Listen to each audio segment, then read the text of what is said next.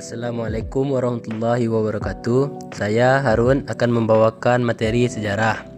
A. Pengertian sejarah. Sejarah adalah ilmu yang mempelajari peristiwa-peristiwa penting yang terjadi pada masa lalu, terutama yang berpengaruh besar terhadap kehidupan manusia saat ini. B. Definisi sejarah menurut sejarawan. Menurut Herodotus, sejarah bukan berkembang dan bergerak lurus ke depan dengan tujuan yang pasti, melingkar yang tinggi rendahnya disebabkan oleh keadaan manusia. Menurut Collingwood, sejarah adalah sebagai penyelidikan tentang hal-hal yang dilakukan manusia pada masa lampau. Menurut Sartono Kartodirjo, sejarah dibatasi oleh dua hal, sejarah dalam arti objektif dan sejarah dalam arti subjektif. Secara objektif, menunjuk pada peristiwa atau kejadian itu sendiri, sedangkan secara subjektif, sejarah yang ditulis oleh sejarawan.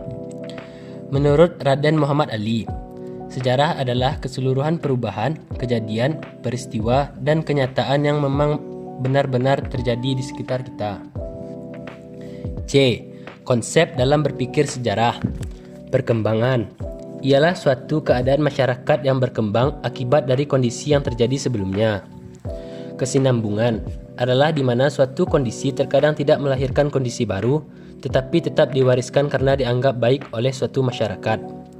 Pengulangan adalah fenomena yang terjadi sebelumnya dan terulang kembali pada masa sesudahnya atau masa sekarang. Perubahan adalah ketika masyarakat membentuk praktik yang baru. D. Konsep kronologis. Kronologi berasal dari bahasa Yunani yaitu kronos yang berarti waktu dan logos yang berarti uraian atau ilmu. Kronologi adalah penyusunan peristiwa berdasarkan urutan waktu dari yang paling awal sampai yang paling akhir. Tujuan dari konsep kronologis yaitu mempelajari konsep kronologis agar terhindar dari anakronisme. Apa itu anakronisme? Anakronisme adalah kerancuan waktu antara peristiwa sejarah yang satu dengan peristiwa sejarah yang lainnya. Konsep periodisasi. Konsep periodisasi. Periodisasi adalah pengelompokan peristiwa-peristiwa sejarah ke dalam satu babak, masa, zaman, atau periode tertentu. F. Berpikir diakronis dalam sejarah. Diakronik berasal dari bahasa Yunani yaitu dia yang artinya melintas dan kronos yang artinya waktu. Ciri utama diakronik yaitu sesuai dengan waktu, sempit di dalam ruang. Berpikir sinkronik dalam sejarah. Sinkronik berasal dari bahasa Yunani yaitu sin yang berarti dengan dan kronos yang berarti waktu. Ciri utama berpikir sinkronik yaitu mencangkup banyak aspek seperti aspek sosial, budaya, dan politik. Melebar di dalam ruang. G. Sumber sejarah. Sumber sejarah berdasarkan sifat atau kedudukannya. A. Sumber primer adalah sumber yang ditulis atau dikisahkan oleh orang yang menyaksikan, mendengar, atau mengalami langsung peristiwa tersebut. Sumber primer terbagi dua yaitu sumber primer kuat atau strict primary source dan sumber primer kurang kuat less strict primary source.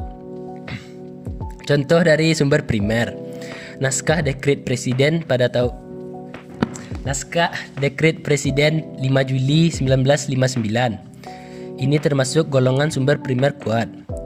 Koran-koran pada masa dikeluarkannya dekret presiden termasuk ke dalam sumber primer kurang kuat. B. Sumber sekunder adalah sumber yang didapatkan dari orang yang mendengar peristiwa tersebut dari orang lain. 2. Sumber sejarah berdasarkan bentuknya. Berdasarkan bentuknya dibagi menjadi 3 yaitu tulisan, lisan, dan benda. Tulisan yaitu sumber tulisan yang di dalamnya terdapat informasi sejarah, contoh naskah, prasasti, buku, arsip, dan koran. Lisan adalah keterangan-keterangan lisan yang diperoleh dari pelaku dan saksi sejarah, contoh wawancara dengan saksi mata peristiwa reformasi 1998. Benda atau artefak disebut juga sebagai peninggalan fisik, contohnya bendera pusaka merah putih yang dijahit oleh Ibu Fatmawati.